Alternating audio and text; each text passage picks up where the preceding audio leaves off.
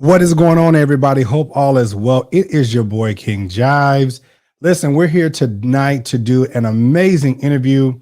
I have an amazing guest. We're going to do this thing on tonight, okay? As we always do. Listen, tell your neighbors and your friends. Touch your neighbor. Say, neighbor. We're going to have an amazing show tonight. Listen, tell somebody, share this video. Make sure when you come in that you hit that like button and all of those things. Let me fix my crown. And all those things. I am so excited that you all are here and that you all are coming in. Please, moderators, make sure that you inform people that when they come in to hit that like button. And if they're new, please make sure that you subscribe, okay? I thank you all so much for being here. Right after this intro, we will start the show, okay? Talk to you in a minute.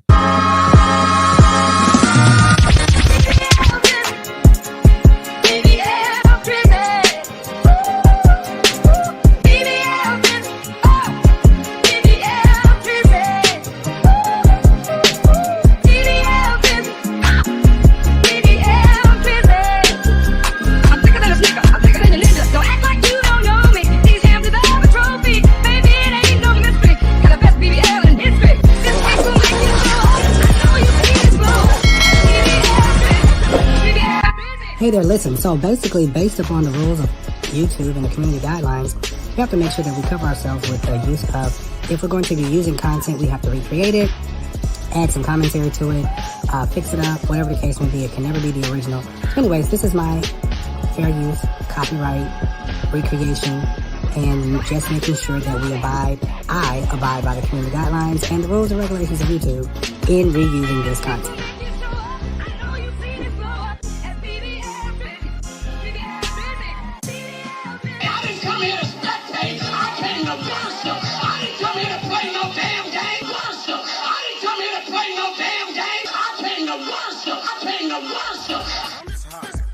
What is up, everybody? Good evening, good afternoon, good morning somewhere. Come on in the room, y'all. Come on in the room. Ain't that what the people say? Come on in the room. Come on in the room. Come on.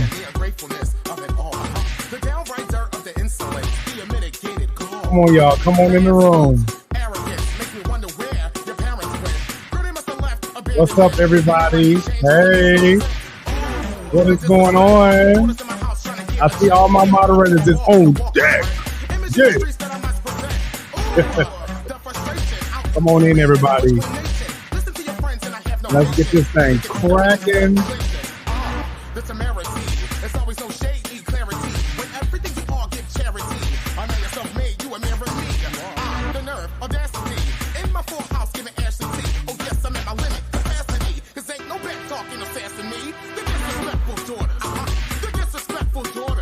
Come on in, y'all.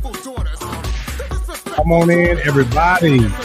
Good evening, good afternoon, everybody. What's up, Shy? What's up, baby? How you doing? What's up, everybody in the comments?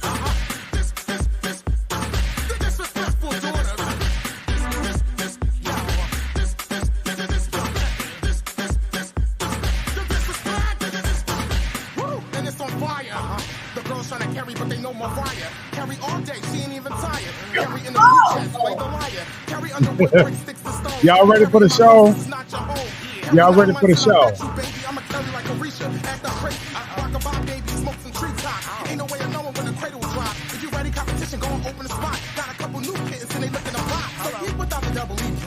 Y'all ready for the show?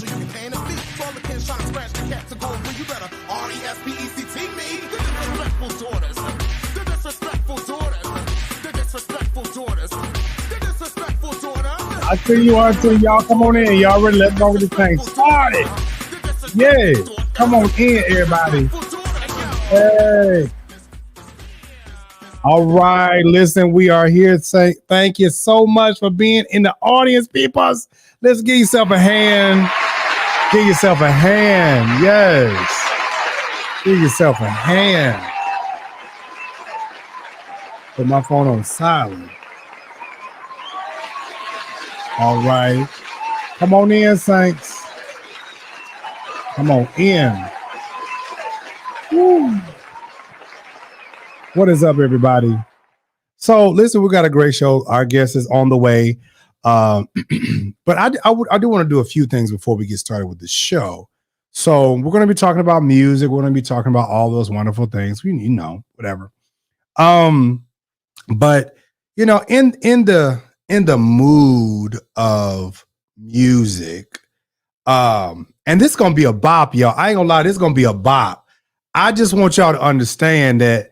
Listen, we are the most creative people that God has put on this earth. Okay, if God ain't made the most creative folks, it's some black people.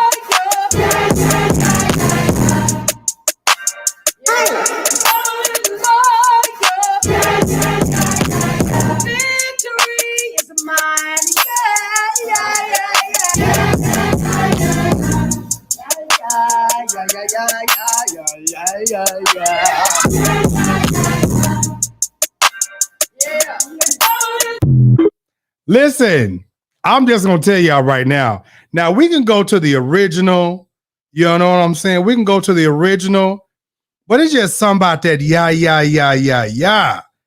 Make me want to get up and do a good little bug. Okay, like here you go.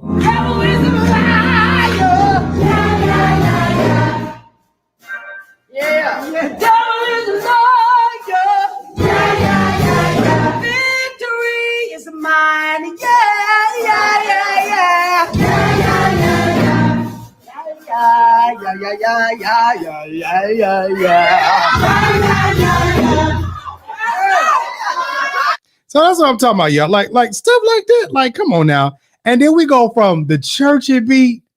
We go from the churchy beat to bed. Sometimes you just gotta add a little ratchetness to it. You know what I'm saying?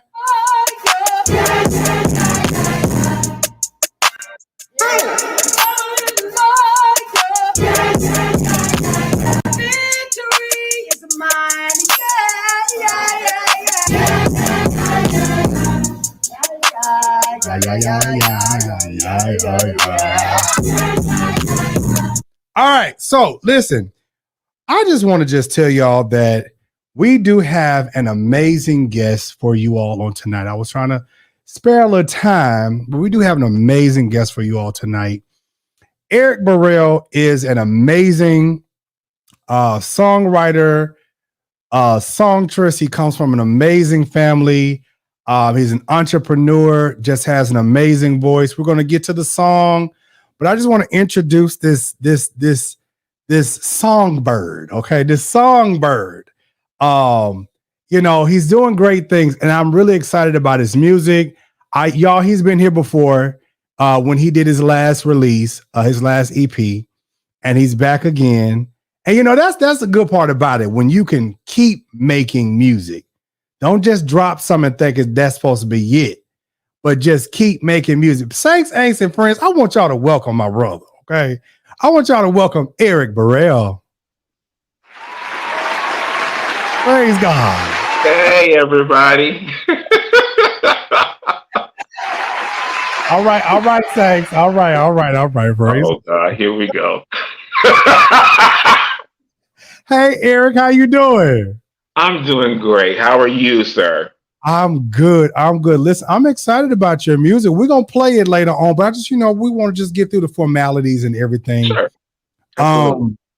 Thank you so much for stopping by the King Jive Show. I'm your host. Thank you for having me. Somebody said, is that Kim Burrell's son? No, this is her. Listen, we're not doing Kim questions tonight. Okay, Saints? We're not doing Kim questions. I'm just going to put that out there right now. We're not doing Kim questions. So, Erick, how do you feel? How do you feel today? Like, what's your mindset? Well, to be honest, I rested pretty much all day. My birthday was last week, last Tuesday to be exact. And I've been going a lot just with work alone, let alone my career, but just with work alone, I've been going a lot. So I didn't take off from work, but I sort of kind of laid back at work because I'm a fitness instructor for Planet Fitness. So I rested today. I actually took off from work today. I had a weekend to myself, and I feel really I feel pretty good right about now. Life is good for me. Life is good. Life hasn't been lifing for me like some others. Life is good. That's good. Well, you look good. You just turned another year older. God 52. God has been great. You just look great, you know. Thank you. Thank you, friend. Thank you, brother. I'm trying. I'm trying. You know, so how do you feel about the music? To be honest, this new song, which is entitled Where You Are, it is a love letter, like I said on one of my posts, to myself. I'm evolving as time changes, and I want to be able to reach not just my people that are my age, but also the younger generation, as well as those that are a little bit older. And so this particular song, if I might say, it's sort of kind of R&B-ish. It's sort of kind of R&B-ish. It brings you back into the mind of the 90s, the early 90s R&B sound, which was my time. And I wanted to, nothing wrong with traditional gospel, nothing wrong with that. But neo soul is what I do. And so this particular song is a love letter to myself. A lot of us, we go out into the workforce every day. We deal with people every day. And that alone is a task. And most of us sometimes when we get done with our day, we just want to be, even if you're married, whether you're married or single, there's sometimes you just want alone time. Whether you're in a relationship or not in a relationship, it doesn't matter. You want some me time just to talk to God. And that's basically what I did this past weekend. I went to the beach. I laid out at the beach and I just looked at the sun, and it was just me and God. And we as people, we need that. And that's pretty much what this song is all about. You know, just God, let's have a conversation. You know, look, this is going on. That's going on. This is getting on my nerves. That's getting on my nerves. Can you and I just, rap? Can we just have a conversation? I want to actually be where even though God is everywhere, but wherever that everywhere is, that's where I want to be. And I don't want to talk to my husband. I don't want to talk to my wife. I don't want to talk to my boyfriend, my girlfriend. I don't want to talk to my friends. I don't want to deal with folk. Just you and I, God. And that's what this song is pretty much all about. So you pulled a Kevin Tamble.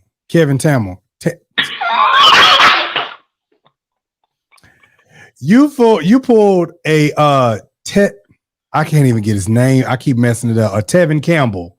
Yeah. Okay. So in the spirit of what you're saying right now, I think it's only befitting to play your song. Oh. What you think about that? Sure. I mean, because I was gonna ask a bunch of questions, but you just laid it out so nice and so melodiously. Praise God. just laid it all out for the people. What you say? You just laid it out so effortlessly. I ain't even have to talk it up like that. See, when you know what I'm saying, like I listened to it. But when I tell you, I said, is this man talking about God or is he talking about his boo thing? I said, now, I mean, I can see God being the boo, you know what I'm saying? Because, you make love, these folks now, they want to talk about they make love to God and the spirit and stuff like, okay. But I was like, oh, I like this. And before you play the song, you mentioned something. Before worship, I think people get worship mixed up. They think that worshiping God is a specific sound. There's no specific sound. Worship is nothing but intimacy. And a lot of times it's okay. We don't always have to in order to get God's attention. We don't always have to do that. Sometimes it's just a simple, God, I need this done. God, I need you to do that. I mean, we've gotten it mixed up. We really have. We think that God only responds to this particular way or that particular way. No, when God is just saying, hey, I'm right here, talk to me, just like what you and I are doing, and we can have a conversation. You don't always have to scream and holler at me in order to get my attention. And I believe, that's what that message in this song is portraying. I like to have praise and worship. I'm telling you, you ain't got to do all that screaming and hollering. I mean, if you want to, you can. Praise him.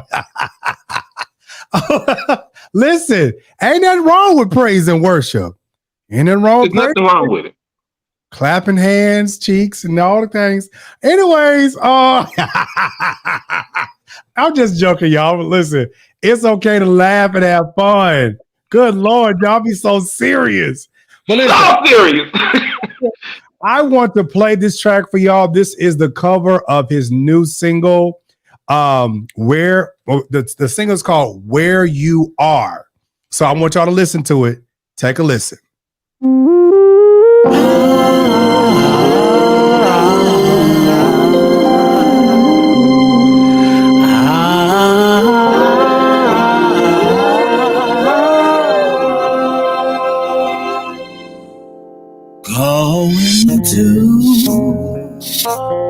Going fro,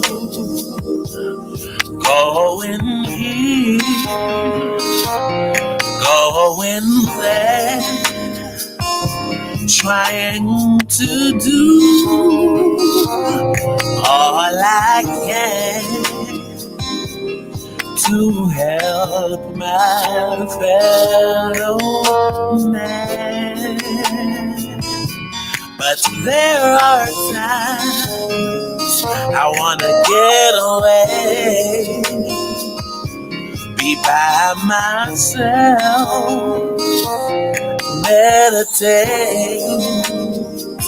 tell you all about me, what's going on in my life, because you're by my side. When I wanna be alone, talk to you, let you minister to me, and I minister to you. When I wanna relax or just kick it back, I just want to escape, go to a quiet place where I can be with you. That's where I wanna be. I know I have a work to do. I know I have a job to do. I want my life to be an example, so that people can see you. Still there are times I wanna get away, be by myself, meditate, tell you all about me, what's going on in my life, because you're by my side. When I wanna be alone and talk to you, Lord, let you minister to me, and I minister to you.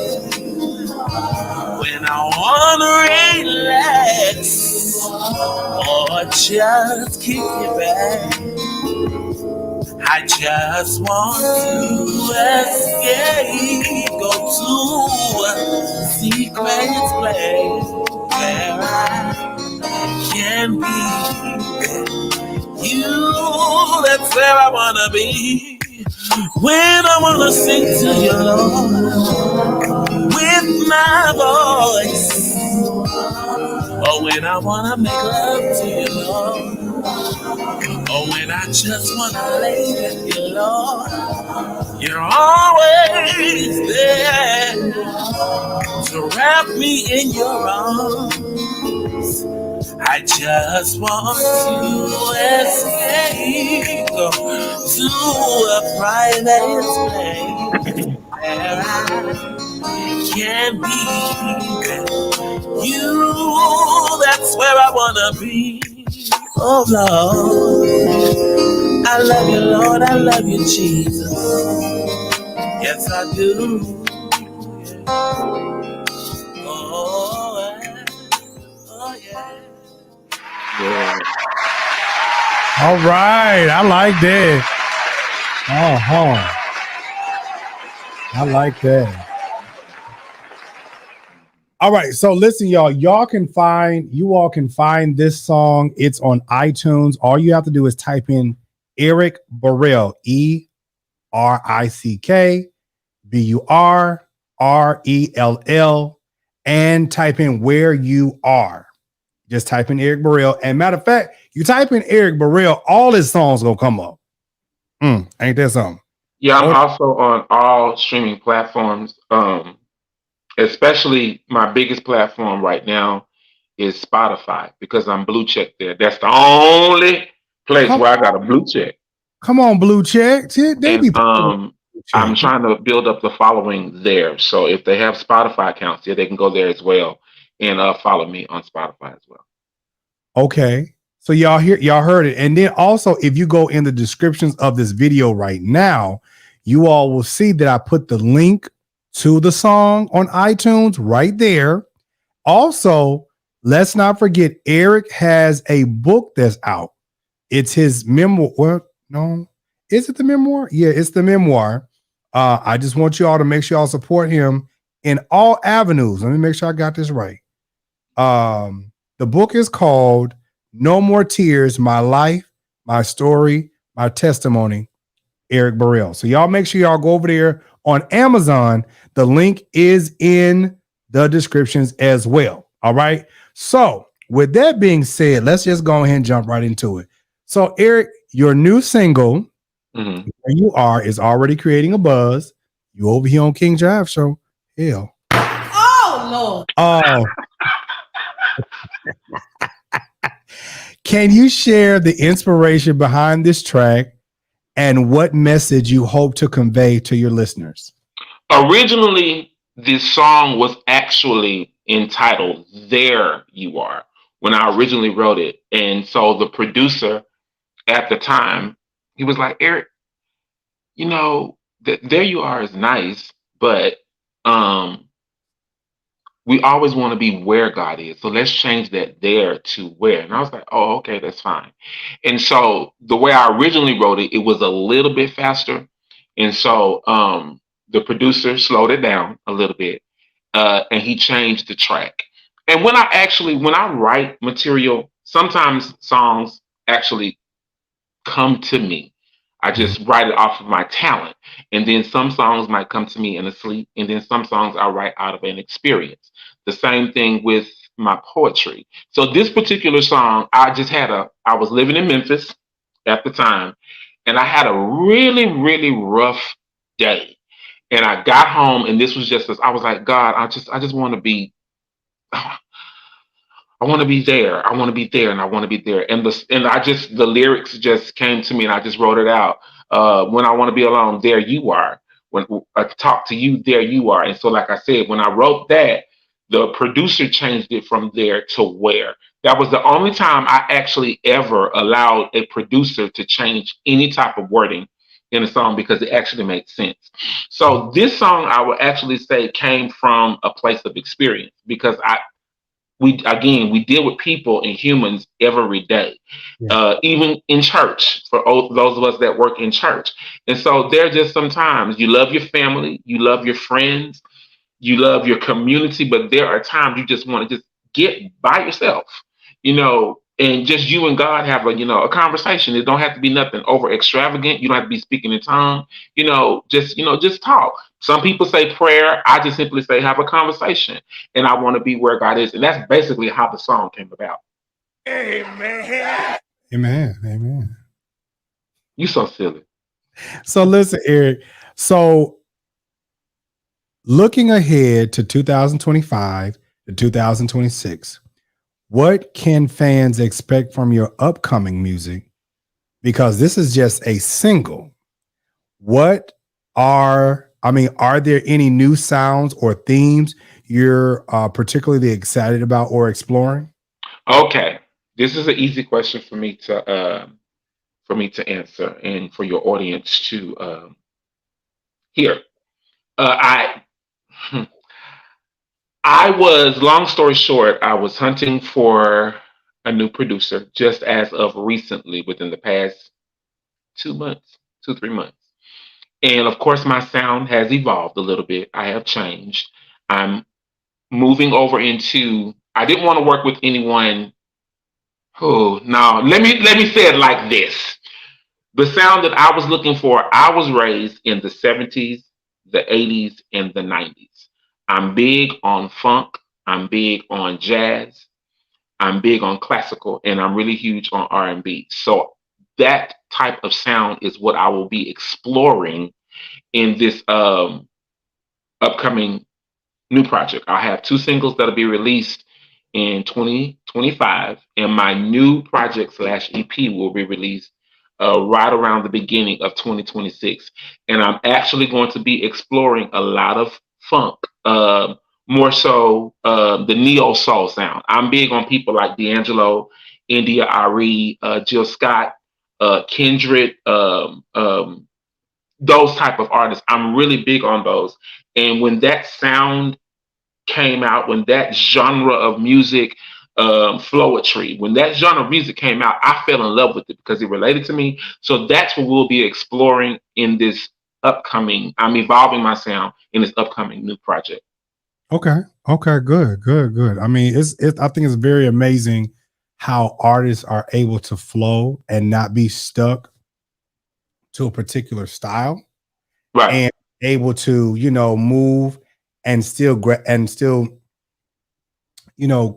give the people what they're needing. Sometimes Exactly. give people what you want, but it's like you give your audience what they're needing, because we're in a weird time. So we need to be able to just flow and calm down and relax and just be able to think clearly. And one thing what I want your audience to understand, I love all genres of music, but in this day and time, don't get me wrong. Don't try to say, well, Erick Burrell dissed or threw shade at a certain style of music. No, I don't have an issue with this new style, praise and worship. I was actually talking to one of the producers earlier today. I don't have an issue with it. That's just not me. I don't have an issue with the hill songs, whatever they call it, that type of music. That's just not me. It's a little too bland for me, for my taste. So again, I came from the era of Richard Smallwood, Luther Vandross, the Clark sisters, of course Yolanda Adams, the Hawkins family. I came from that era, so I like that type of music. I like that type of vibe. So again, yeah, that's what you'll be getting from me. But yeah, not knocking nobody else though. Listen, listen. Erick is a little tad bit older than me. I come from the era. I said Tad. I come from the era where praise and worship was. Have you tried Jesus? He's all right. Have you tried Jesus? He's that was praise and worship. That was praise and worship. And then what was a slow song that we would sing back in the day? No, we didn't do Our God is an Awesome God, because that was that new stuff. You can simply go to Church of God in Christ. Let the church say yes. Oh wait, no, it would be a slower song than that, because Yes Lord would be talking about sit down, sit down. And yeah, they really did use that for the wrong thing. I agree. Yeah. Sit down. Yes. Thank you, Lord, for all you done for the Hawkins family. Yes. They didn't do that.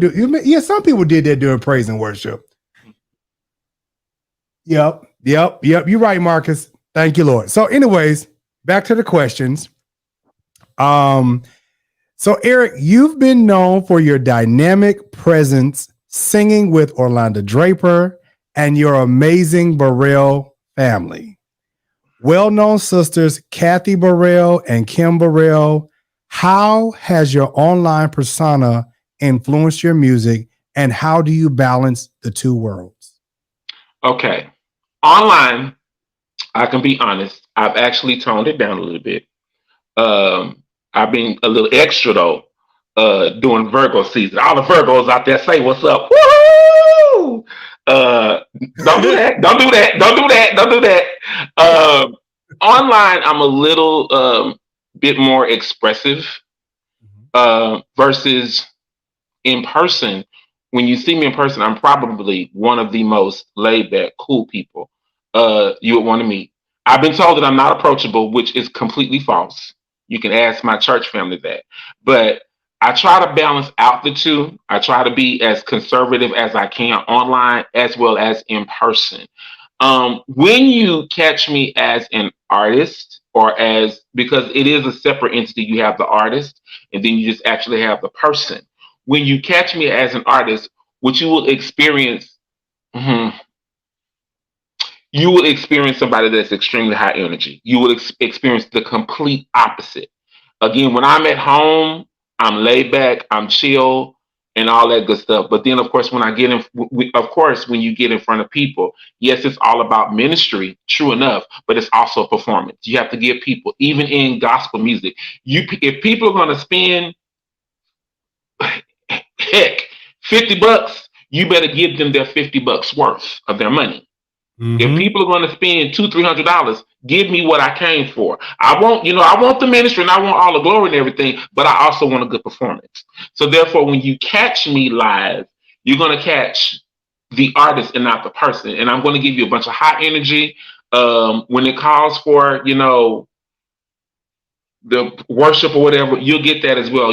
What I really love most about what I do is when I do it, which is rare now, is recite poetry, which is what my thing is. I love poetry, and that's how come Jill Scott inspired me about that. I love poetry, so therefore, anytime I put out a project, I have to have at least one poem on there. So I love reciting poetry. So you're gonna get an even balance of both. Okay. So your journey as an artist has seen many transformations. What's been the most? Wait, hold on.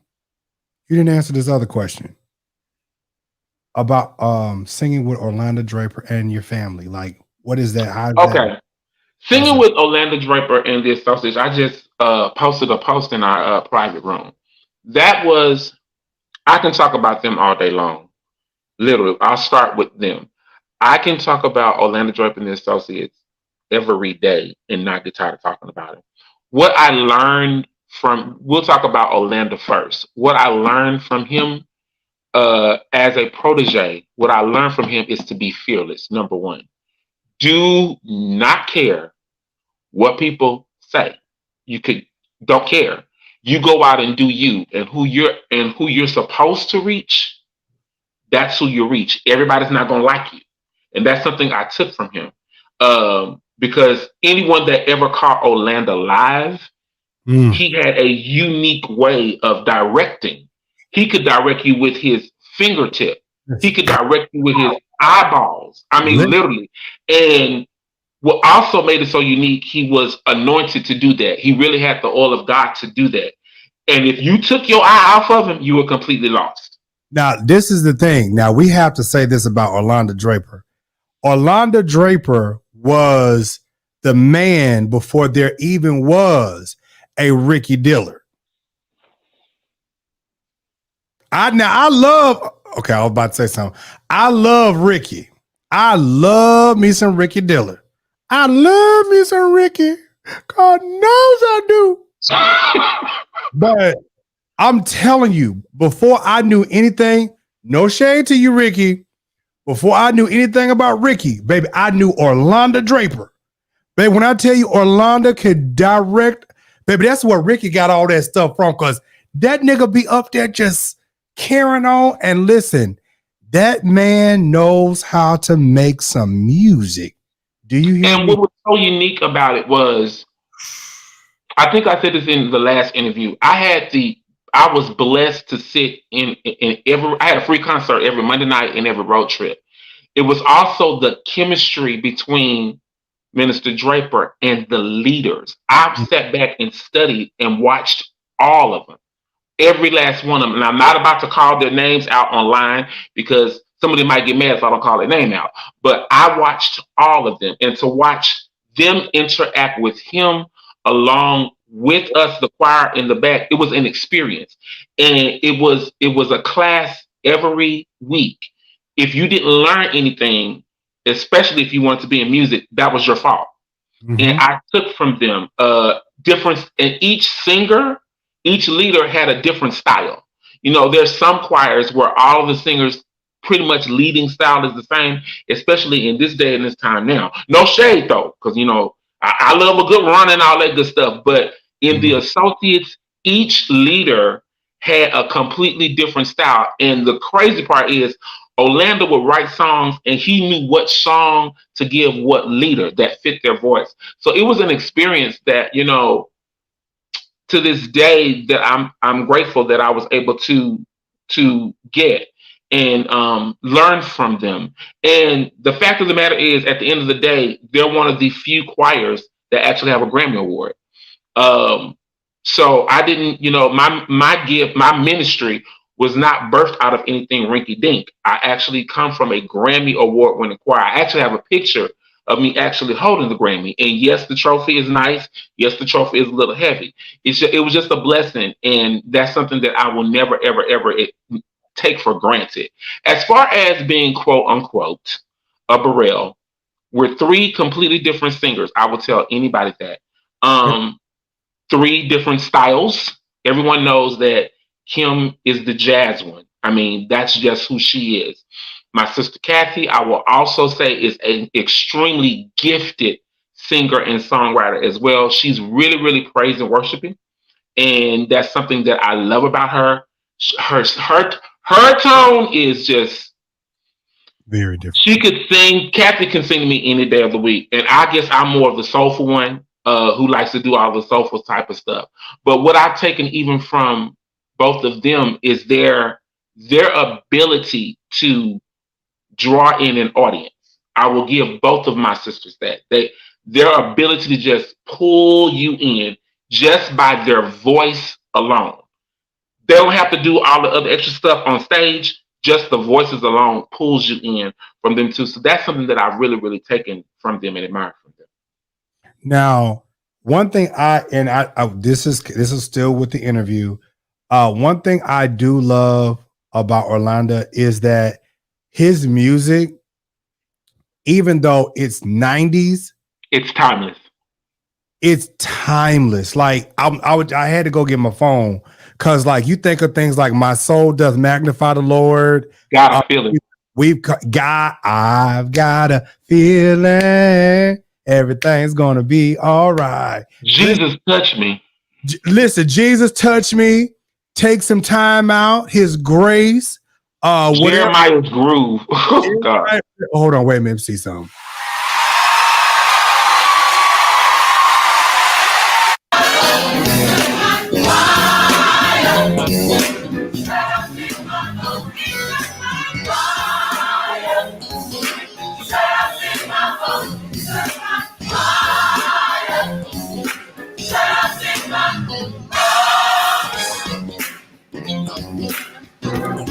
Okay, listen, that was about to take me back because listen, I remember when the choir was the choir. Whew. That's when you had choir music. At the end of the day, not knocking what's going on today, but that's when you had choir music. And on top of this, Donald Lawrence said something very, very profound. You had to sing. You had no gadgets. You had no gimmicks. You had to know you had to sing.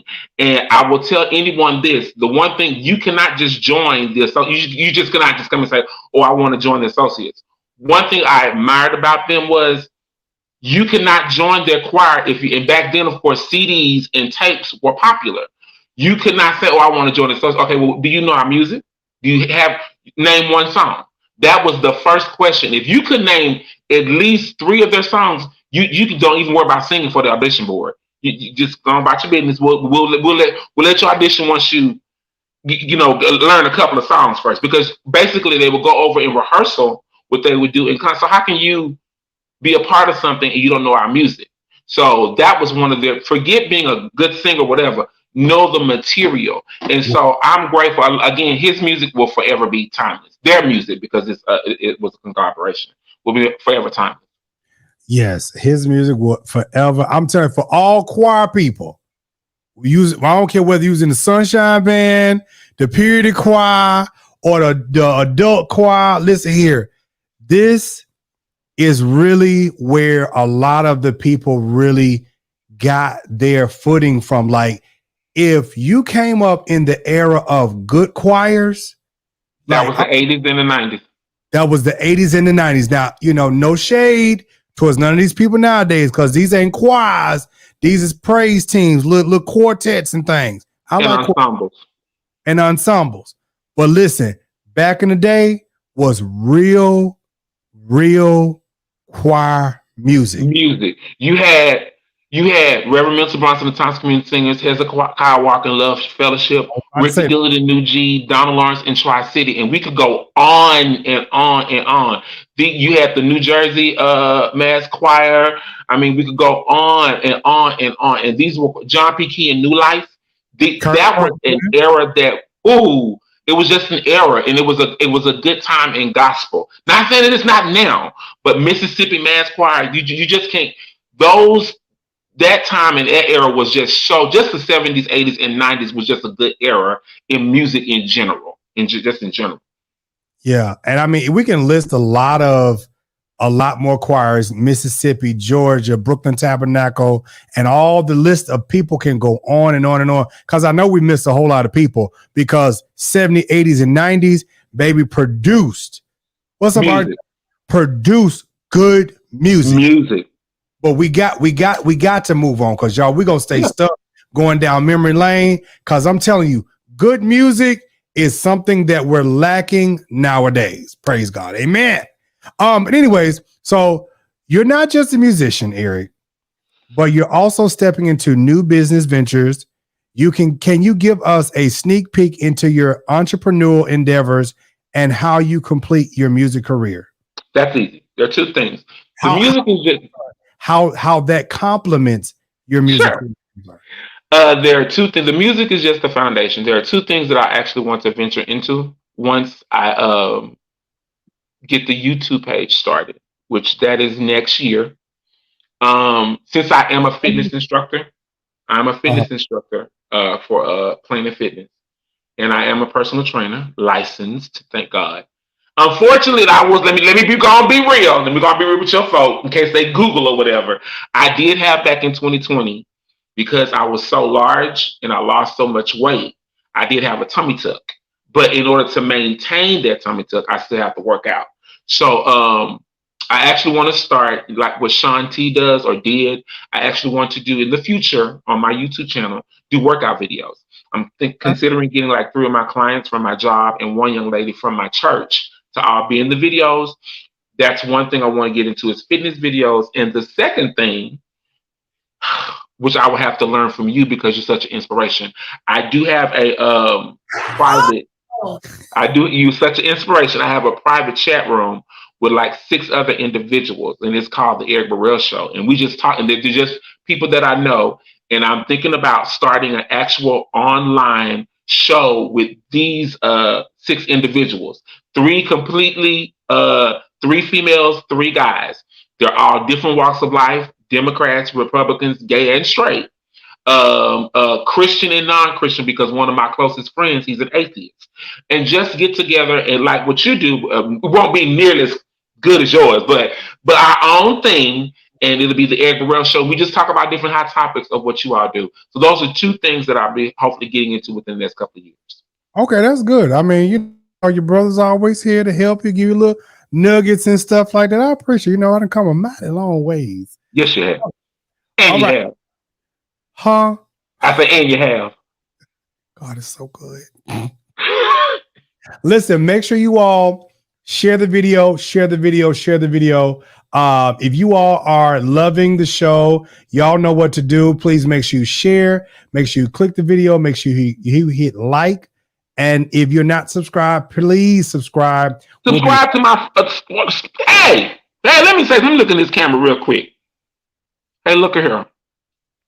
I could care less, and this is not because this was not a part of the show, because I already knew what I was going to be asked. Now I'm going to actually come to my friend and my baby brother's defense. It doesn't matter about other vloggers and all that stuff. He's not about all that. If you support him, support him. If you support whoever support that, let all the other stuff be. And I'm talking about, because I watched the show last night. Let all the other stuff be. He ain't got time for all of that. And this is not because Mario and I talk on a personal basis, but I also follow his show. So no shade to no other vloggers. If you follow other vloggers, you go follow them. That's fine, and support their show. But when you come over to his show, just support him. He don't need all the other drama. Okay, moving on. Yeah, I said it. Now move on. That was the Virgo. We got. Y'all know I'm an August 22nd baby, so I'm like right there on the cusp. So I like. No, honey, you're a Leo. Get over it. I am a Leo. I'm in full regalia. Okay. in full regalia. Listen, so like we're gonna be right back after this brief commercial. I do mean brief. See y'all right back in a minute. Thank you so much for watching the show. I really hope that you are enjoying. Please make sure you hit that like button and subscribe. And don't forget to donate. Don't forget to subscribe to all other social medias. Don't forget those things, okay? Listen, don't forget to hit that subscribe button. Join us. We would love for you to be a part of us. Hey, while you guys are sitting there, please make sure you hit that like button. Don't forget. Also, while you're sitting there, please make sure you share the video with somebody on all social medias. Let me not forget to tell you that you can donate. Thank you for supporting the platform. Thank you so much for being a supporter of the show. Thank you for watching. Thank you for hitting that like button. And I appreciate everything that you guys do. All right, so we're back, y'all. Listen, let's go ahead and get right back to these questions. Listen, if you have not shared this video, please share this video on all your social media platforms. Crown. You want a crown? I know I have to pay for it, though. We support each other, but I want a crown, child. You know, okay. It's not the wig, sir. It's Mom, you know, like listen, okay, side note. You know the crown that I typically have in all of my photos, which is my gold crown. Mm-hmm. I have that mug crown. I have to redo that crown. Why? Because when I first did my crowns, you know, I was playing around when I first did my crowns. So that was like Coming to America. That's the one that's actually above your head right here. I gotta redo this crown, and every time I redo something, it's heavier and it's more extravagant. So, my gold one is like my Coming to America crown, right? And so when I redo it, I gotta add all the little stones that look like fruit, which don't look like fruit, but they're different colors and stuff. And then it's real technical. So. Just me that one. Moving on. You know? All right. So question number 5. Your journey as an artist has seen many transformations. What's been the most surprising or challenging moment in your career so far, and how did it shape you? Okay. This might sound a little bit shallow, but I'm gonna keep it real. I was at one point in my life almost 280 pounds.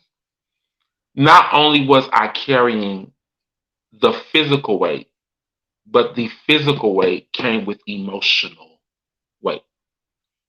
It came with the fact I was carrying so much depression, anxiety. I really did not. I love me. I didn't like me, if that makes absolutely any sense. And I had to get over a few things that were out of my control that I think I've shared on the show previously, especially when it comes to that particular side of my family, one particular individual that we will not dredge up. But I talked about that individual last night with another friend, and it was just a lot of weight on me.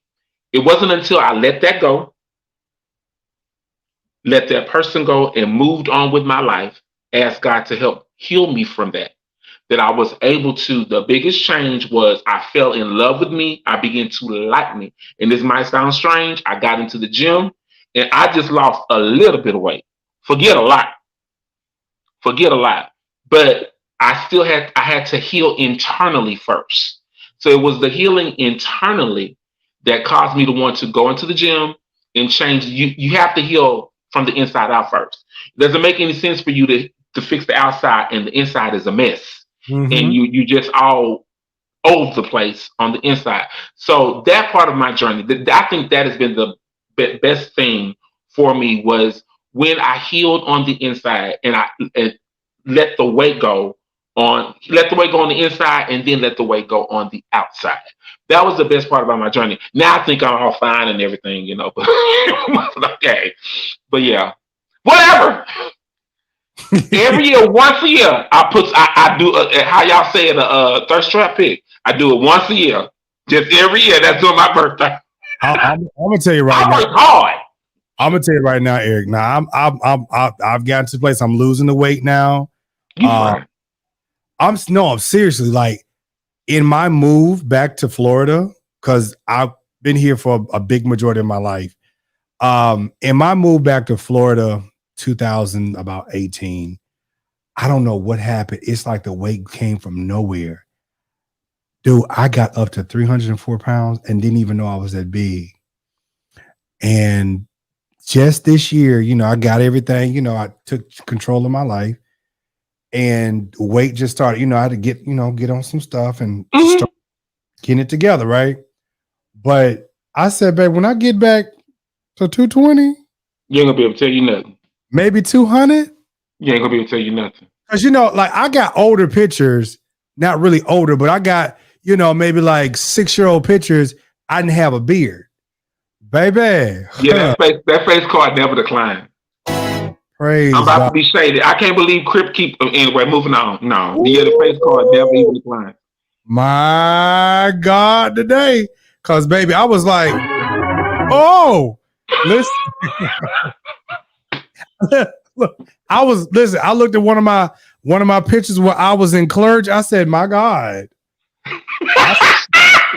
I see why the saints want to jump my bones in clergy collars. Praise God. Cause honey. And I would tell people, I think everybody loves themselves. I think who does not love themselves? Except for that few. But the question is, do you like you? Yeah. And Kirk Franklin got a song out. He had a song out, I Like Me. Do you like me? God likes me. I believe that some people just don't like themselves. And that's why they're so miserable. And I had to learn how to like me and accept all facets of me, the good and the bad. And that's when I saw the evolution in my journey. Just to say that. Yeah, I feel like once you get to a place, because you can't tell me like I don't, baby, I ain't ugly. I just, when you get to a certain place where you're not comfortable and you're not, where you are. Because I can be big and still be fine, but I was not comfortable with me. And so it was okay, oh Mara, you look good, to me, I was not comfortable. And it was just a weight gain and everything. And some people they like being big. I didn't. It wasn't me. Trying to do a whole lot of extra and carrying on. Baby, you get sweat all up on your titties and carrying. Just a whole lot of stuff. But listen, I ain't knocking nobody because I'm big and I still love me. I don't like a lot of things. You promised me you was not gonna act no fool online. You promised me. I'm sorry. Oh, Lord. All right. We're moving on. You just ain't gonna pull out the tear. So listen, baby, you get to sweating all up under here. Woo, Jesus. If you could collaborate with any artist, past or present, who would it be and why? How do you think their style would blend with your music? Past, I'll do this. Past. D'Angelo, India Ari, Present, Gene Moore. They all do neo soul. If I could do a poem or flow with somebody as far as poetry is concerned, I would have to go with Jill Scott. That's just my thing. I know y'all are probably all like, "Ooh, well, none of them are gospel." No, Gene Moore is gospel. And if the truth be told, if anyone really, really pays attention to India Arie's lyrics, a lot of people get it mixed up. They listen to the beat and everything. But in my opinion, India Arie is probably one of the most anointed songwriters I've ever heard. Her lyrical content just blows my mind.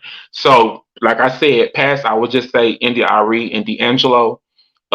Present, Gene Moore, and as far as poetry is concerned, Jill Scott. I just love all of them. Honorable mention, I would say Terrell Carter, and that Terrell Carter was on Empire. He was in all of Tyler Perry's films, and he has a phenomenal gift as a singer. That's an honorable mention. Terrell Carter, let me tell you something. That Negro is, what do you call somebody when it's like they're underrated? That's what I'm trying to say. Oh, extremely. Terrell Carter. Extremely. Extremely. I think, I feel like when that situation happened to him, people tried to destroy him because his character. They try to destroy his character and him as a person. And it sent him into like a space. And now we're in a place where he don't care. We don't. And see, let me tell you something, Eric, that stuff happens. And I did a show and I talked about, and I know this is a sidebar. I did a show and I talked about Tone and how the gospel music industry, they did him wrong. Tried to throw him away. And when the same thing happened they did be played wrong. When the same thing happened to another gospel artist, it's like they just threw their arms around. Oh, we love you. We love you. I didn't call out no names. Eric. I didn't. And so I really felt some type of way because that was an era where everybody was still trying to tiptoe and hide and, still love themselves and love, who they want to love. But it's like now everything is so like rainbows and tutus and everybody just over, and it's just like, oh Lord. And then I feel bad for the people who, were themselves or at least try to be themselves, and the people just tried to ostracize them. Terrell Carter, Tone, and if you notice, Terrell, I actually only met him once. I met him once in person, and I was in LA. And one of the most down-to-earth people you would ever want to meet. Mm-hmm. But if you notice, that didn't affect his career at all. If anything, it gave his career an extra boost. I mean, because he's everywhere now. I mean, he's been on a major show, which was Empire. He's been in he's been in, at least we know, one movie with Tyler Perry, and he's been in all of Tyler Perry's plays, and now he's traveling. And anytime he puts out a single, I make sure I go and listen to it because he's really a gift. I mean, and an awesome performer. So he was definitely an honorable mention. So you've mentioned that music is just the foundation of your brand, in so many words. What other creative passions or projects are you excited to pursue beyond the realm of music? Fitness. And the reason why I say that's the easy question to answer. I have like 3 consistent clients. They're all females that come in and I train them. One, actually, she goes to church with me. She sings on the praise team with me at my church. Hey, Carolyn. I get inspired and I'm motivated when I see people happy with what I have to give them. Granted, they be tired, excuse my French, they be tired as hell when they get done working them out. But the reward is, oh, Eric, I needed that. Erick, I dropped a couple of pounds being up under you. Erick, this helped me. Erick, this motivated me. That motivated me. That does something to my heart. So fitness, most definitely, because I'm sorry, America is the number one country when it comes to obesity, and we've seen so many people leave here via sugar diabetes or heart trouble, and obesity is completely out of control in this country. So one of the biggest things that I would actually say it actually runs hand in hand with my music is fitness and making sure that people be their most healthiest, not just physically, but also mentally. Mentally wise, it's a mental thing. You have to get past a lot of stuff. I mean, it takes a lot to go into a gym at least 4 or 5 days. Now, gym rats are a different story, but people that struggle with working out, it's hard for them sometimes. And I see it every day. And it's my job, and I get pleasure out of it. And I'm so happy about it when I'm able to help someone get to a goal. So that I will actually say that they actually run hand in hand, and that is fitness. Okay. All right. That's good.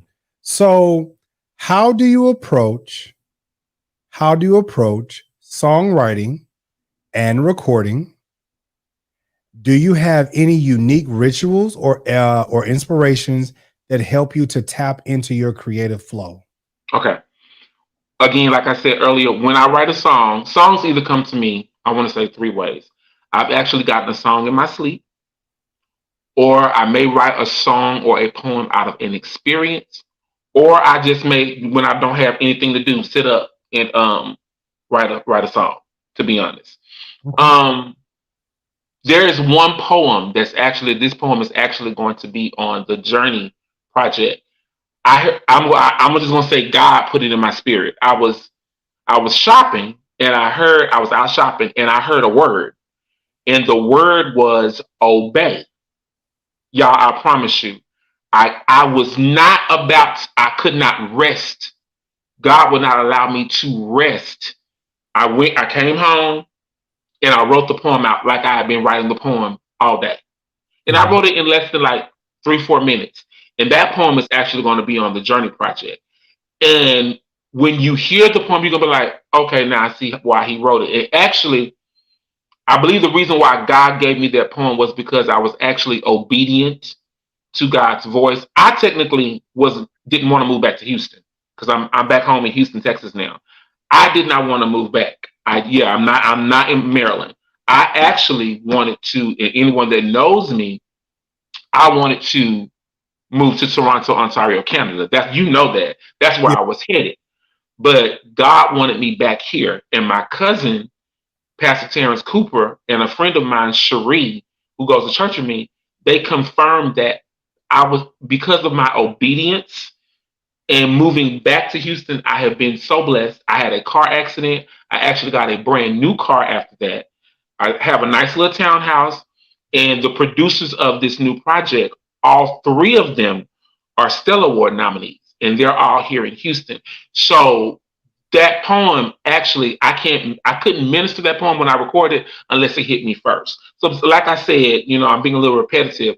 Either it's something that's inspired through an experience, or God gives it to me, or I just simply write it. And how I prepare when I go into the recording studio, me being a singer, I try to make sure I do all of the natural stuff. I drink hot water, lemon, honey, make sure that, because I have sinus issues, make sure all that's cleared up, and warm up, of course, because studio work is just that, it's studio work. You go in, you're probably singing 7-8 hours at a time. When I recorded White Christmas, I was in the studio for almost 4 hours, but I rehearsed the song at least 6 or 7 times before I even recorded it. So it's just work. So those are just a few things that I do in order to prepare for recording. Okay. I know even just like for me, when I do this, I used to have me a cup of hot tea, and I'll make up my own herbs and stuff like that. Mm-hmm. So so I can be able to continue talking. I need to get back to doing that, but baby, my tea send me right to the toilet. So, and then of course I do all the natural stuff. I pray. I said, look, I don't like to use the word pray. I have a conversation. I'm not that deep. I have a conversation with God. God, just meet us in the recording studio. Just let us get through it because it's work and it's a lot of stress. Depending on the producer, they'll have you sing the whole song through in the studio, then have you go punch back in, or some producers, like the last one I had, will have you sing the whole song over again. So of course I pray, God, give my voice strength, give me strength. Don't let my attitude show up, because I do get one. Don't let the Burrell syndrome show up. So I mean, just all of that, just preparation. Okay. I feel that, because I mean, in anything that you do, there's always some type of regimen, ritual, something that inspires you to get into your creative flow. And everybody should have that to make you, because before I even start a show, I got to do something like get my head, and it worked. I'm telling you, but you know what, Eric, a side note, for real though, when you're doing, like, whether you're singing, whether you're doing vlogging or whatever, and you have to really enjoy what you do. You have to. Like, in order for you to be a good singer, you have to enjoy. I mean, you may not be the richest or whatever, but you have to have some type of enjoyment. It has to be a passion. Yes. It has to be a passion. It's not just about on here getting money or asking for cash apps or whatever the case may be. Like, this has got to be something that you enjoy. And you have to do it. I'm not meaning to cut you off. You have to do it not for money's sake, because there are going to be sometimes you're not going to get the money that you think that you're due. Yes. Another artist just posted the other day, and I'm not going to say who their artist was. They apparently did not get the money that they thought they were going to be getting, and they made a post about it. Of course, there's always going to be business. Yes, there's always going to be business. And to answer someone's question that I saw, yes, I'm still a member of New Face here in Houston. But there's always going to be business. You're not going to always get paid all the time. So it has to grant you, should you? Yes. But it's not going to happen all the time. That's where you make sure you hire the right managers and people that are going to have your back. However, it has to be a passion. You have to love it. If you don't love what you do, which actually, because it's still a job, it makes it easier to go to work. This is the first time ever I love music and I love fitness. I do not mind going into work. I do not mind going in, because it's my passion. If it's not your passion, you're just twiddling your thumbs and going in circles. Absolutely. I 100% agree with that. Listen, so the next question is, given the rapid changes in the music industry, what trends or innovations are you most excited about, and how do you plan to adapt to them? Okay, that's an easy question. The 3 producers that I have based out of Houston, they've 2 of them have produced for my girl, Nikita Fox, who's based out of Houston. Nikita is a bad girl. Shout out to Nikita. And when I say a bad girl, she's a bad girl. And I found out about her producers just by simply listening to her project all the way through. And I was like, whoever the producers were, they're doing a lot of funk and a lot of this old school R&B stuff.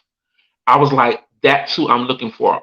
Versus on my first EP, Rising Phoenix, you do get that, but not to the extent that I wanted it. So Yolanda said it best. I'm not reinventing. I'm only evolving. So I'm looking forward to there are a couple of songs that are going to be really, really funky.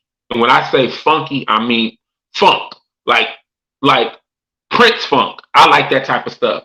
There's one particular song that's going to be have sort of kind of a jazz flair. Now, for those of you that like traditional gospel music, I'm going to have a tune on there. I am not a traditional singer. However, I actually have a couple of traditional songs on my first project, Rising Phoenix. So I'm looking forward to evolving the funk and the R&B sound that I love so much. That's just my era. You can't give me the somber, ooh, you can't give me that. I'm sorry, that's not me. And I was speaking to one of my producers today. I said, I'm not knocking that sound. Don't get me wrong. I'm not knocking that sound, but that's just not who I am. And if I was to do that, I would be completely out of my element, if that makes any sense. Mm-hmm. So I'm looking forward to It's going to be a funk almost, oh God, I hate to say this. It's going to be a funk almost jazz type of project, if the truth be told.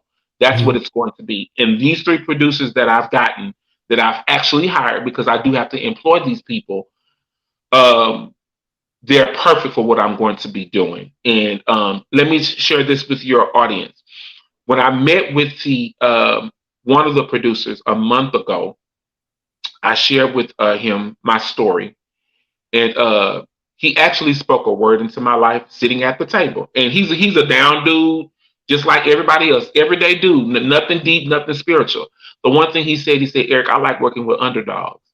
He said, and from based off of what you told me, he said, you are really the underdog and you deserve to win. And I'm looking forward to this. And that meant a lot. So again, I'm looking forward to being more, I'm not only the executive producer, but I'm also, like I said, stepping into entrepreneurship. I'm also going to be one of the producers. In other words, I'm going to be in the studio helping to create. So I'm looking forward to this evolution. I had to, because again, I have some traditional people in my family. I cannot just do a whole funk gospel R&B album. So again, I will have a traditional flavored song on there, which is actually going to be dedicated to Orlando Drupping and Associates. So that's what I'm looking forward to answer your question, is the evolution of my sound as far as funk and jazz is concerned. Okay. So last question that is on the script. Finally, if you could give one piece of advice to an inspiring musician and entrepreneur who looks up to you, what would it be and why? Do not sign with the record company. Remain independent. And the people that I'm working with, they preferred it that way.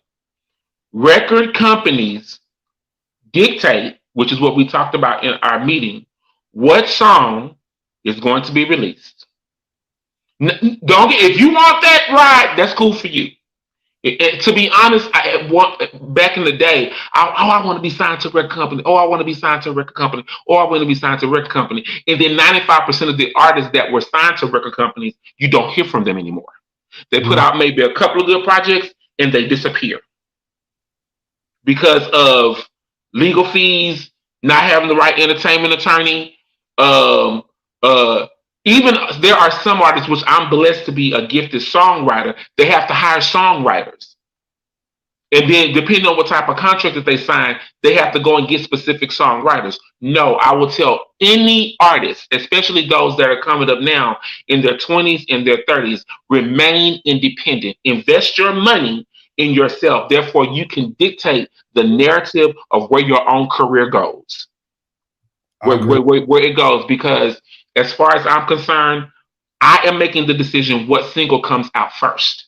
I'm making the decision what single comes out second. I'm choosing all of the songs. That's as an independent artist. And it will still get played on the radio because I have the right people helping me promote it to the radio. Versus the record companies, no, that song is not going to do. No, we need this song to go there. And which is 95% of your artists now, even your major national artists, they're all independent. They made their foundation with record companies. After their contract was up, they made their little money. They're investing in themselves. One individual that I admire, even though I'm not a big fan of his current work, Tyler Perry is a prime example of that. He invested in himself. The very first, if people pay attention and have followed Tyler Perry, the very first film he did not direct, which was Diary of a Mad Black Woman. But after that one, everything after that, he directed. Basically, he took that money, that whatever movie company he was with, he took that money, turned it around, and invested in himself. And from a Medea's family reunion on down, he never had a director, if you notice that. He just turned it, and look at where he is now. So I will tell any artist, invest in your, do not try it. And if you are blessed to sign with a record company, God bless you. Make sure that your entertainment attorney dots all the I's and cross all the T's, because a lot of artists are getting screwed up when they sign with record companies. I'll say this to piggyback to what you're saying. As being a content creator, journalist, columnist, whatever else, a whole bunch of stuff, a graphic designer, videographer, the list goes on. I'll say this. If you're able to get in a place where you're able to make money, and I'm saying this to all Black young individuals that is coming up now, if you're able to get in a place where you're able to take your niche and you're able to make money from it, please do it. Do it, but do not get out here and just get crazy happy because you got streams of income in and you want to just buy everything that I want to go get this and I want to get grills. Baby, listen, please stack up and save your money. Especially nowadays, because you're good today and you might gone tomorrow. And you might not be good tomorrow. You might be gone tomorrow. And the reason why I say that is because being the person that I am, and Eric, and you can speak to this as well, as far as you, being the person that I am, I've been able to transcend with time because I've been doing this for a long time. Hear me? Like over a decade. Yeah. And see, there have been people that have come and people that have gone. And it's like, you got to be able to stand the test of time because people feel like they can jump on this internet and they can jump and do some music and they can jump into some movies. Baby, listen here. You got to be like these girls out here that, baby, I started when I was 19. I'm some years old and I'm still doing it and I'm still called upon. I'm still watched. You get what I'm saying? And a prime example of that, and I know a lot of people probably get sick and tired of me talking about her, but she's my second mentor, and that is Yolanda Adams. Yolanda is a prime example, and what is she too? She's a Virgo, but she's a prime example. This new single that she put out, she was very business minded. She was smart. She put out 3 versions of Church Doors. The first one is traditional, which can be played on a traditional station. The second one is the second version, which is like 3 minutes. It has house music to it. Who does that? And then the third version, it is almost 6 minutes long. She has a rapper flowing in that song. That's smart. Therefore, I'm not just going to be played on traditional stations. I can also be played on mainstream R&B stations. That's smart, but that's also evolution. That video is extremely, I'm shocked she even did it. If anyone has seen that video, she has ballroom dancers. Come on. Wait. You talking about ballroom dancers or ballroom dancers? Ballroom dancers. You need to go see. If you have not seen the video, it is unbelievable. I was shocked when I saw it. It's edgy. But let me tell you something. But she's also smart about that. She's doing a move that Kirk Franklin did.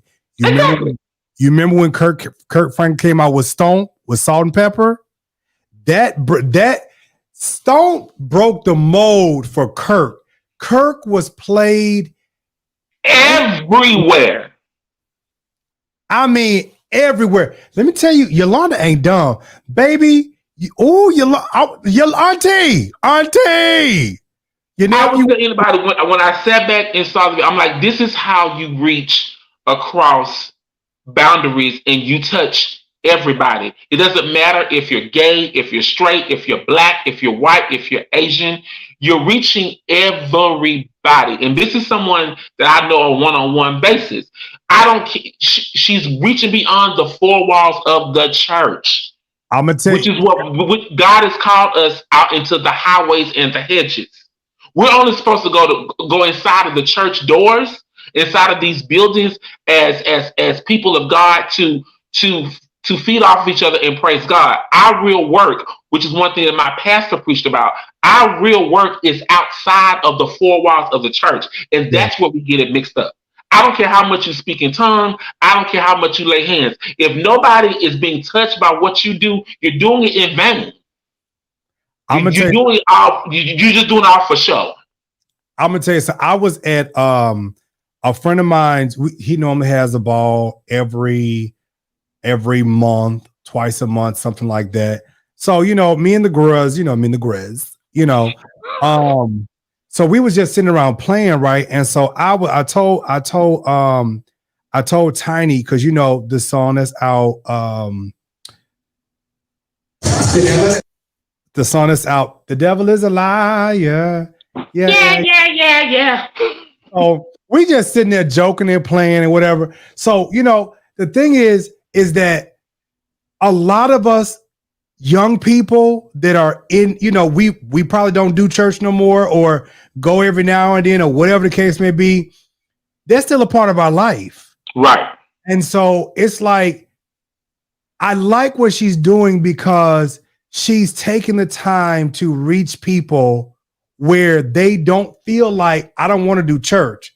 She is still remaining that Yolanda Adams that came out with The Battle Is Not Yours and Gotta Have Love. And what about the children? That's one thing I really want to talk to her about. I want to have that conversation with her. What about the children? Remember when we were children? You know the lyrics. Oh my God. Who forgot?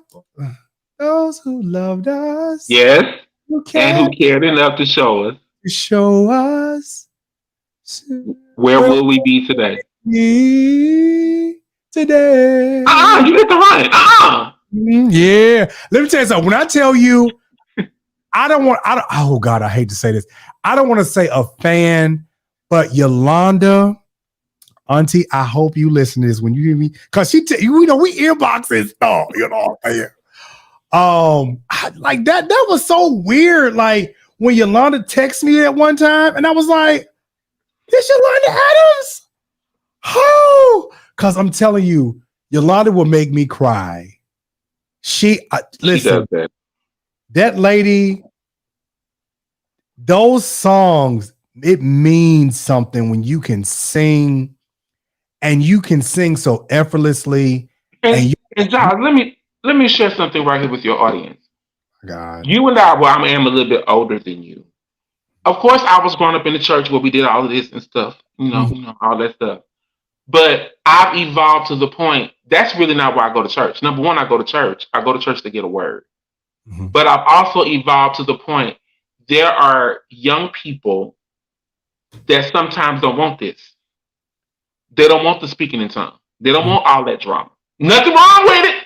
Don't y'all say Erick said it's a problem. No, it's nothing wrong with speaking in tongues and all that. If that's your bad, that's fine. But young people nowadays, they want the Kirk Franklins, they want the Cardi B's, they want the Drakes. I don't listen to all of them. But the point is, you have to meet them at their need where they are. And again, it's nothing wrong with the old school, because I'm old school Pentecostal. I was raised Church of God in Christ. Anywho, but whatever. Anywho, but my point is, I've evolved past that. There are people that's not going to get them. Amazing Grace, that's not going to get them. You might have to throw a little run in there, or you might have to throw a little hip hop in there in order to get them in. That's how you draw them in. And so if you have to throw in a little house music, a little ball music in order to get their attention, then that's what you do. And there's nothing wrong with that. And I hate when other vloggers try to downplay other people's ministries. That's how they're supposed to get them.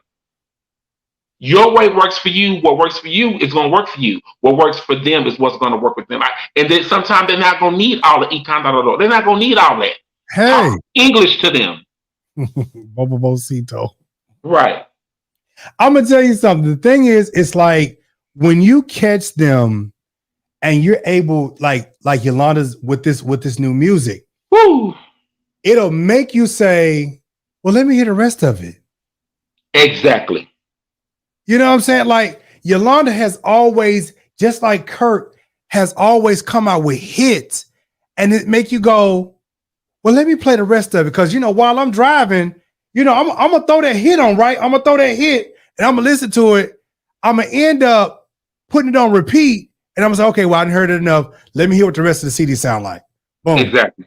And then if it makes me go, oh, okay. or if it make me get emotional or feel something, that's going to be in the car for a minute. You know what I'm saying? And that's how you stay relevant in your senior years. Yes. It's business. One thing that another person said that was so profound. Yes, it's gospel music. Okay, yeah, it's ministry. That's wonderful. But at the end of the day, you're not going to have a prosperous ministry if you don't do business first.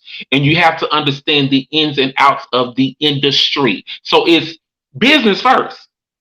And if you want to remain a brand, you have to evolve, not reinvent, not change, but you have to evolve in order to stay relevant. And that's what people like Kirk Franklin, Yolanda, the Clark sisters, Marvin Sapp, Vanessa Bell, they all have put out new projects and they're remaining relevant because they've evolved.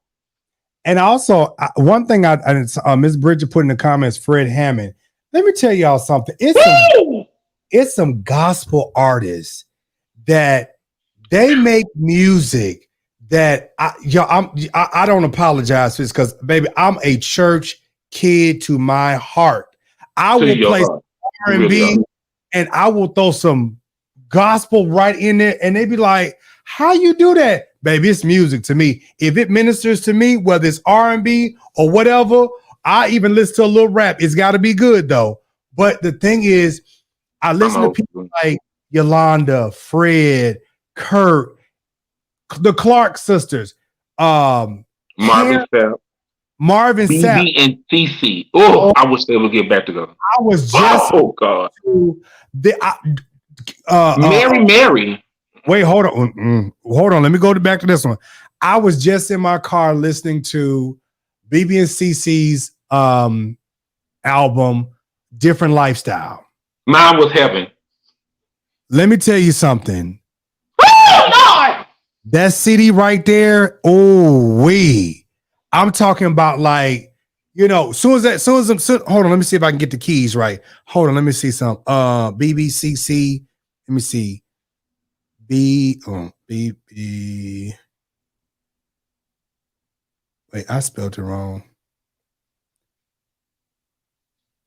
Yep, there you go, right there. So as soon as you heard this right here, you already knew what time it was.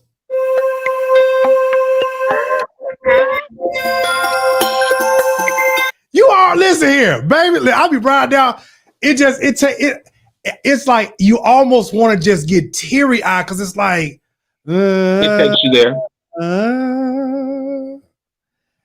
All I wanna do is just explain how to. I mean, it take you there, right? It takes and they just don't do music like that anymore. It's like John P. Key. Let me tell you something about John P. Key. John P. Key, y'all. The interview is over with, so we just talking right now. We finna go ahead and get off here. John P. Key. When John P. Key came out with Colorblind, I always cry when I hear Colorblind and Trade Winds. Period. Colorblind was actually my favorite off of that project. Colorblind. Now there's another project. What's the one with John P. Key? Jesus, John. While you pulling them up, my favorite project actually from John P. Key. I'm about to go way back, and a lot of people not going to know about it. Is Wait on It. Show Up.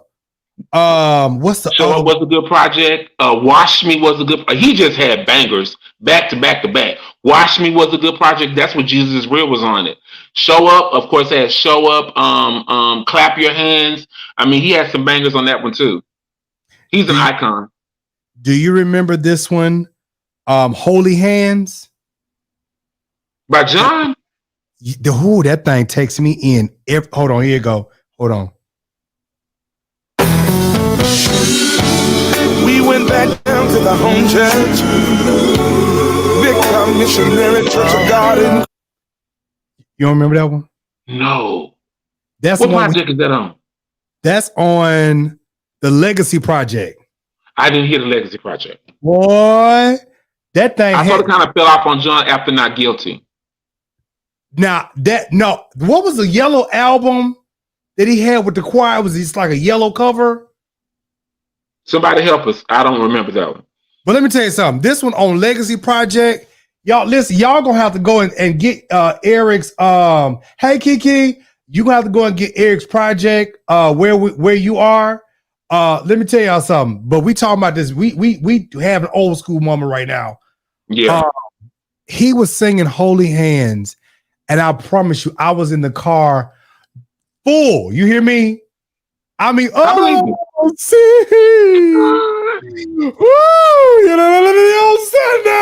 I mean, trying to drive and crying, snotting.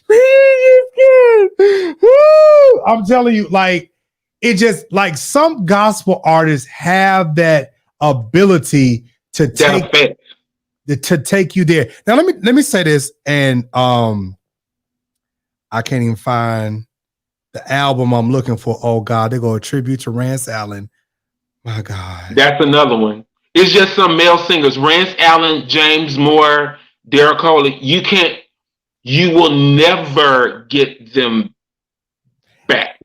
I'm gonna tell you, and I'm so glad that I'm transforming and I'm moving around and doing some different things. God is great. God is so good to me.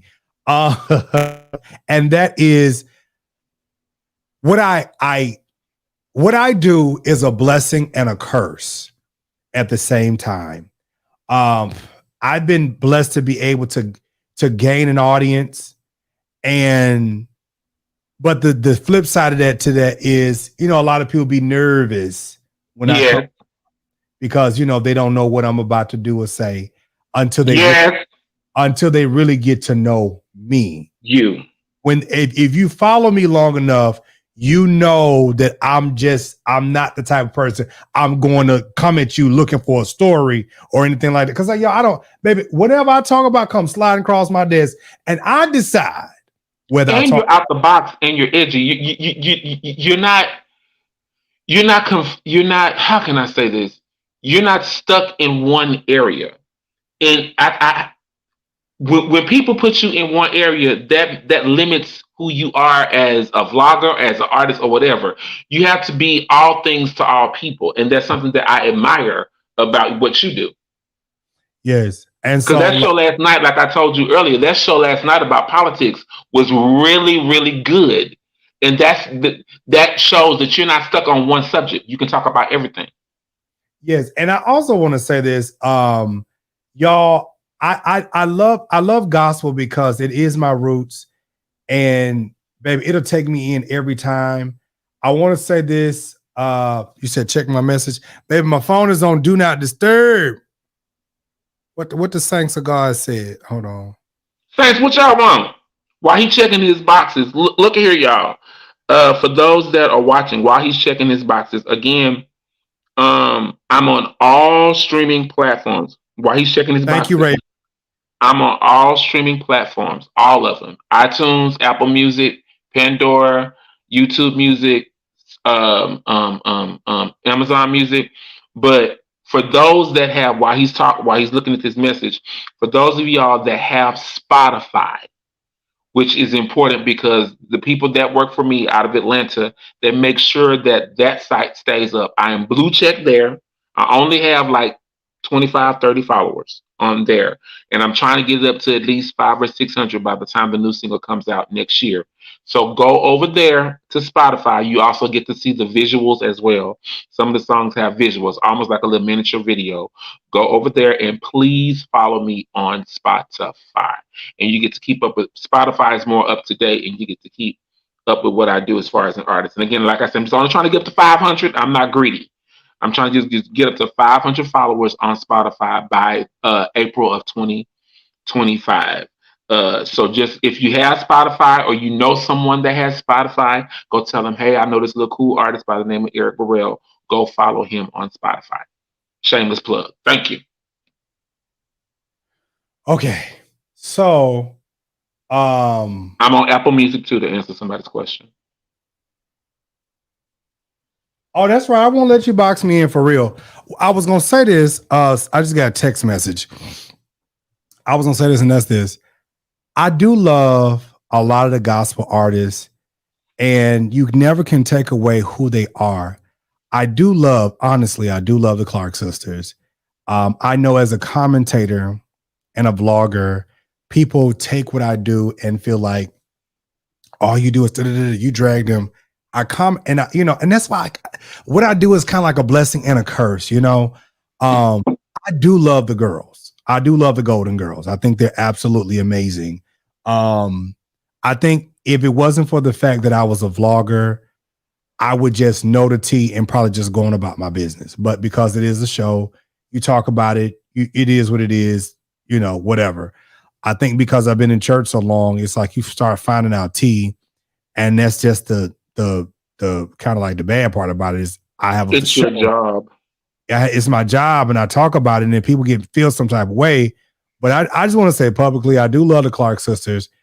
I'm not as gung-ho about the Clark sister music anymore because it's like they're in my face 24/7, and I'm just like, and because I know sometimes when you listen, let me tell y'all something. You will have a hero. Here, when I tell you, this don't apply to everybody. This does not apply to everybody. But sometimes you will have a hero until you actually meet them in person. I'm going to leave that right there. And I want y'all to have a blessed night. Now, that was a word. Oh, I'm telling you right now, a lot of these people you deem as your idols or, oh my God, I'm such a fan. You're a fan or you're a support until you meet them in person. This is why I tell everybody, please be consistent. Do not be nasty towards the people that support you. Don't be the same. Because again, I had this, I remember Vicky Wine said this. I'm telling you, when I met Vicky was the same person. Sweetest person. When I tell you the same person. And sweet as sugar. When I tell you I met Vicky in person in Minnesota, when I tell you that woman, she said something that just it stuck with me. You gotta be that you gotta learn how to be that person. Because again, these are the people that's supporting you. Vicky Wine said this. These are the people that's supporting you. These are the people that have you where you are. You live in that big house, this mansion, and all this. These are the people that got you where you are today. Wait, Auntie said, play. Which, huh?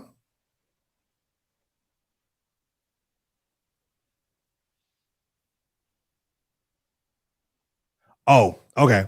And I will say this. We're gonna go. I've met Kim multiple times. I think I met Kim. No, Eric. No. I promise you, I'm not. I'm not doing it. I promise you, I'm not. I've met Kim quite a few times, especially y'all know we're all Kojic, so it is what it is. You have to catch Kim not at moments where she's done singing or she's in a rush.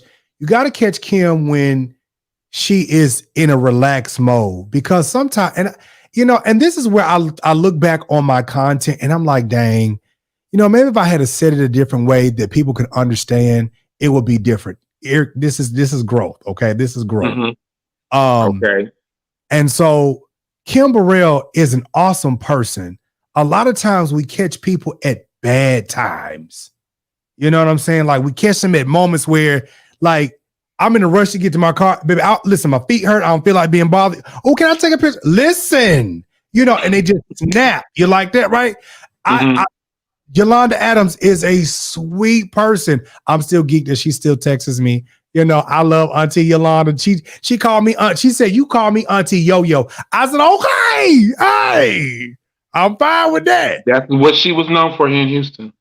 So, and that's that. And let me say this real quick. I know we're talking about Yolanda. I was actually and I shared this with you and I shared this with your audience. I was actually at an event 2 months ago. It was an exclusive event just for Houston, Texas artists, Brunch with Yolanda. And she actually made a joke that I will not tell anybody about. She made a joke with me at the event.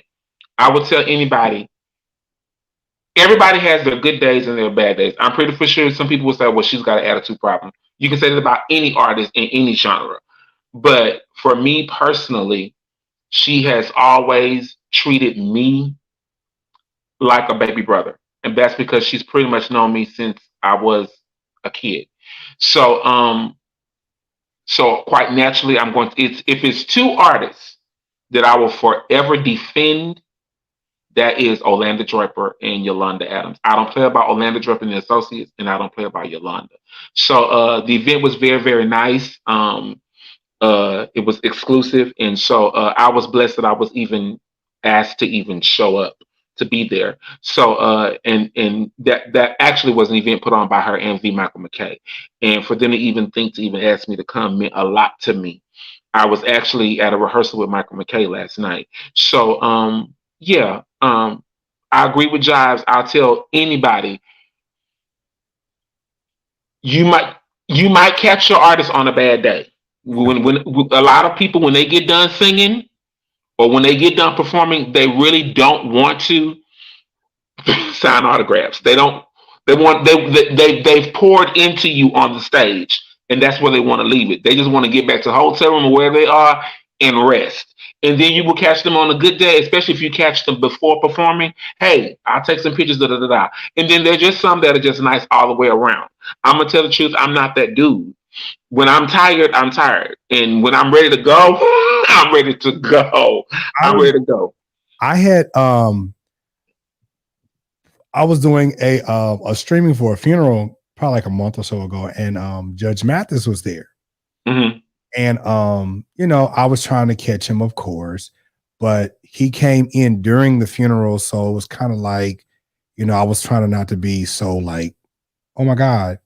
So after the funeral, I was like, hey, Judge Mathis, how you doing? I said, is it possible if I could get a photo with you? He said, young man, listen, I don't take pictures at funerals. I don't like doing it. I respected that. He wasn't nasty with it. Right. He was just like, hey, young man, like, I don't, I appreciate you. He said, but this is just something I don't do. I respect that. I think a lot of people, and this is me. Oh, it's all in the presentation. It's all in how you respond. This is me at 40. Okay. This is me at 40. I know I look good. God is great. Amen. Praise God. The faith part never declined. Never. I think about a lot of my content that I've done. If I could go back and change, I would. Because at 40 years old, I look at how, baby, I've ripped a lot of people a new one. You hear me? This is 40 years old talking. Yeah, you have. And I mean, some people deserved it, some people didn't. Hello, praise God. And, I think about, a lot of us, and I'm going to say something, I may get backlash for this. I think about a lot of times how we've done artists. And a lot of us, especially as content creators, we are more than likely the deciding factor of people's careers. I think you said a word, sir. I believe, and this is just me talking, y'all. I don't know if the Lord is speaking through me or if this is just my conscience. No, you're on point. You're on point, and I'm gonna tell you why you're on point. Go ahead. I feel like with Kim, with Kim Burrell, and I'm gonna stay with her because her brother's here. But with Kim, I think if a lot of us had never got a hold to that particular video of her saying what she said at her church, I think Kim would be so much further along, because not only us church vloggers, but the world told Kim a new one. You know what I'm saying? Now, this is me at 40. I think if we took the time, because again, Kim has her mouth, and I think if we understood everything in context, this is me at 40. This is me at 40. if we understood the context and we just put it together how it really was. But see, time and place is everything. And it's a lot of shows that I've done where I just took it for what it was. Now you catch me in the past 5 years, 3, 4, 5 years, I've really been very particular to how I do content because I'm very sensitive to people. I don't know if it's just me getting older and I'm thinking and looking at things different. It's called empathy, being empathetic. Yeah, I'm very sensitive to people and I want to understand the who, what, where, when, and why. Now, I can go down a rabbit hole and talk about a lot of things, but I tell you this, I don't like people being hurt. And when I see that, I'm going to talk about it because no one deserves you being an artist, you treating people really nasty, you being a pastor and you being abusive to people. I am not for it. I will talk about you all day. I will rip you a new booty hole. Trust and believe me when I tell you that. Anyways, so that comes with age. And I am so appreciative that Erick is here and he is still making amazing music, continuing on, because again, just because you're at a certain age or whatever does not mean that you stop. Oh, no, absolutely not. Just because you're not with that amazing group no more doesn't mean that you stop. You continue on allowing music to flow through you and help and reach whoever it needs to reach. Kim Burrell said something, and I'm up out of here. Kim Burrell said something at Convocation 2015, I think it was. She said, you may never preach at a Kojic Convocation. You may never preach on these platforms, but God will send you wherever you need to be. Baby, I mean, we told that flow up that night and she ministered. Do you hear me? I felt that thing real quick. So Erick, we're getting ready to get out of here. What is your final thoughts that you want to leave with the people? And as we get out. Final thoughts. And all that we've talked about tonight, just remember, and I say this on practically 95% of my posts now, live on purpose.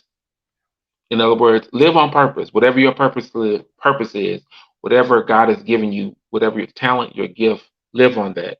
And then I say this to myself because I start with me first and then I spread the message abroad.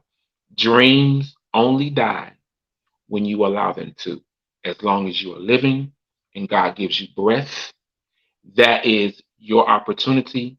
No one can stop you fulfilling your dream but you. And so that's something that I live by day to day. It might take you a little bit longer because you might have to work for it, like what I do. You might have to go to work and pay on your dream. However, live on purpose and dreams only die when you allow them to. That's it. So listen, as we get up out of here, I want to say thank you, Erick, so much for being here. I love you, brother. Always. I love you even more. That's my heart. If you have enjoyed the show, y'all know what to do. Make sure y'all support the show. Like and subscribe, y'all. Like and subscribe. And if you feel a little Jewish in your little walk, go ahead and hit that cash. Send some money to my brother, Cash App him.